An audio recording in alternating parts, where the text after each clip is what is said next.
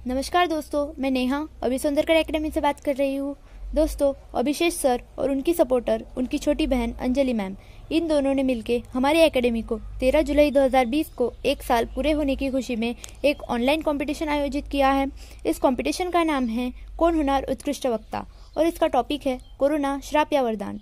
तो दोस्तों, corona virus एक ऐसा दानव है जिसके दो चेहरे हैं। पहला, बहुत ही ध्यान से रखें, जो कि संपूर्ण मानव जाति के लिए ऐसा अभिश्राप है जिसने पूरी मानव जाति को बर्बाद करके रख दिया है। हजारों लोग मर चुके हैं, लाखों मरने की कगार पर है और बाकी जो बचे हैं वो अपने घरों में कैद है।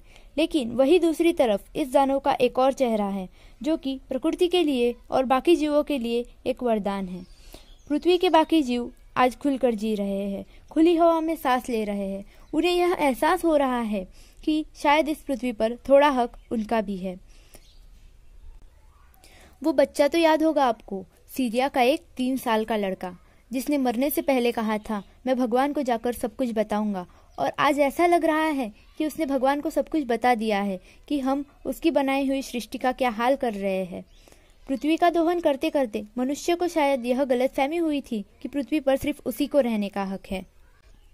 लेकिन पृथ्वी अपना संतुलन बनाना बखूबी जानती है, और जब वह अपनी पर आती है ना, तब अपना पूरा विज्ञान, आपके पूरे आधुनिक हथियार, आपकी करोड़ों की संपत्ति, डॉक्टर, दवाइयाँ सब धरे के धरे रह जाते हैं।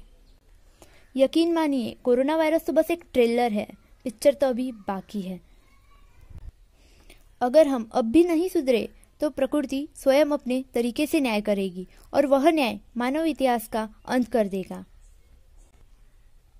एक छोटे से ना दिखने वाले वायरस ने हमें बता दिया है कि हमारे आसपास जो भी है वह बस एक टेम्पररी है। Pizza, burger, hotel, offices, gym, cinema hall, movies, society, इन सब का कोई महत्व नहीं। इनके बिना भी जिया जा सकता है। सोना, चांदी, रुपया, पैसा, जहाज, एक पल में यह बस पालतू सा लगने लगा। जिनके पास 1 मिनट का समय नहीं था, आज वह फुर्सत से घर में बैठे हुए हैं। एक वायरस ने सबका असली चेहरा सामने ला दिया। अचानक से मंदिर, मस्जिद, चर्च, गुरुद्वारे, सबके दरवाजे बंद हो गए। किसी के गले लगना, चूमना एक श्राप सा बन गया। बाहर से आया कोई अपना भी दुश्मन सा लगने लगा। अर्थी को कंधा देने के लिए अब अपने भी कतराने लगे।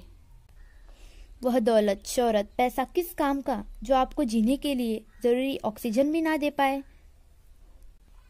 सभ्यता को आगे बढ़ाना हमारा हक है, लेकिन गैर जरूरी चीजों के प्रकृति का यह दोहन कहाँ तक जायज है।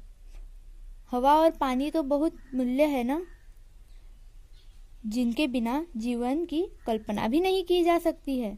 अभी तक यह फ्री है, इसलिए इनका हमारे लिए कोई मोल नहीं। हम दिन रात इनको जहरीला करते जा रहे हैं। लालच है ऐसे सिविलाइजेशन पर जिसमें आदमी स्वस्थ रहने के लिए 10 लीटर पानी पीता है और हर बार यूज करने के लिए 15 लीटर पानी खर्च करता है। हमने जरूरत के लिए नहीं बल्कि दिखावे के लिए संसाधन को इतना दोहन किया है कि प्रकृति का सारा संतुलन ही बिगाड़ दिया। जरा सोचिए, वैष्णव देवी जैसे सभी धार्मिक स्थानों पर लाखों पेड़ काटकर हजारों 5 स्टार होटल होने की ऐसी क्या जरूरत आ गई थी। क्या आप एक रात किसी साधारण कमरे में गुजारते तो आपकी अमीरी कम हो जाती।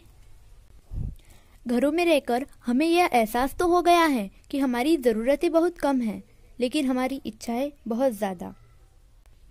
और घर में रहकर आपको ये भी पता चल चुका है कि हमें जीने के लिए सबसे ज़रूरी चीज़ है भोजन, और वह भोजन उगाता है किसान, और हम उस किसान की भी महत्व नहीं देते। कृषि प्रधान भारत साधारण जीवन जीने वाला न जाने कब पिज्जा बर्गर वाली डेवलपमेंट कंट्री बनने चला। करोड़ों रुपए खर्च करके जो नदियां साफ नहीं हो पाई, आज वह साफ हो गई।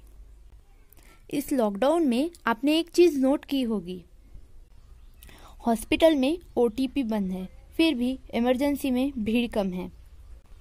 बीमारियों में इतनी कमी कैसे आ गई। Heart attack, brain haemorrhage, hypertension जैसी समस्याएं भी नहीं आ रही। ऐसा कैसे हो गया कि कहीं से शिकायत भी नहीं आ रही है कि उनका इलाज नहीं हो पा रहा है?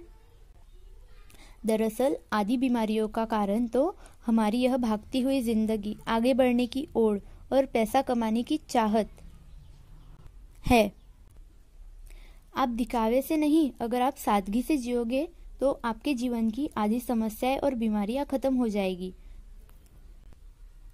अब पता लग रहा है कि हम जीवन तो 10,000 रुपए के प्रतिमाह में भी जी सकते हैं, लेकिन फिर क्यों 1,00,000 रुपए की हमें कम पड़ रहे हैं। यह एक मैसेज था कि आप इतने ज़रूरी भी नहीं हैं दुनिया के लिए। यह हवा, धरती, आकाश सब ठीक है, हमारे बिना चल सकता है।